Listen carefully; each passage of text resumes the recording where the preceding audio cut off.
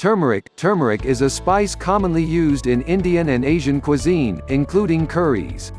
It contains a bright yellow compound known as curcumin, which emerging research suggests might enhance immune function. However, there isn't any convincing evidence showing that it helps fight viral infections yet. On the other hand, adding turmeric to your food adds flavor, and taking a curcumin supplement is unlikely to cause any harm in otherwise healthy people.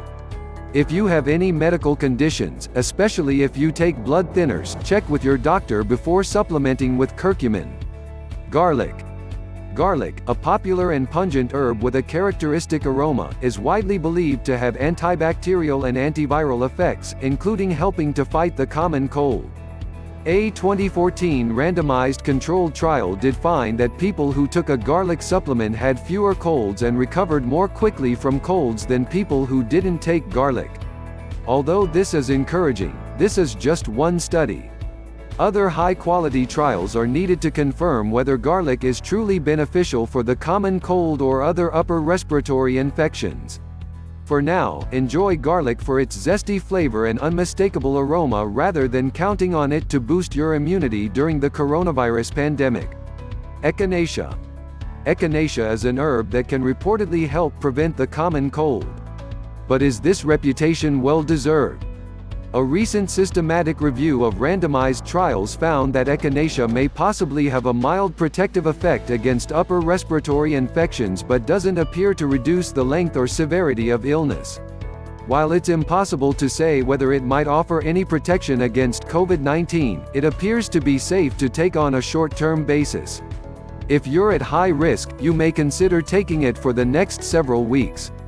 Vitamin D is both a hormone and a vitamin. Vitamin D plays a number of important roles in health. In recent years, people have taken very high doses of vitamin D with the intention of boosting immunity. But is this an effective tactic?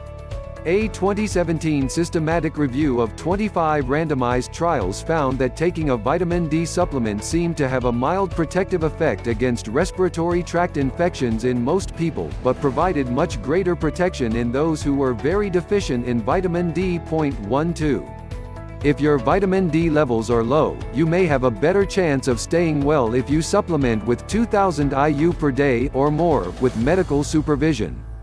Many, perhaps even most, people are deficient in vitamin D, so it's probably wise to take a vitamin D supplement right now, especially if you're at increased risk for COVID-19. Of course, your body can make vitamin D on its own when your skin is exposed to sunlight, so try to get some sun whenever you can. How much sun depends on the time of year and your location. A good starting point is 15 minutes of exposure to a large body part, such as the torso or back. Just remember to avoid sunburns, as excess sun exposure carries its own risks. Zinc is a mineral involved in the white blood cell response to infection. Because of this, people who are deficient in zinc are more susceptible to cold, flu, and other viruses. One meta-analysis of 7 trials found that supplementing with zinc reduced the length of the common cold by an average of 33%. Whether it could have a similar effect on COVID-19 isn't yet known. Taking supplementary zinc may be a good strategy for older people and others at increased risk.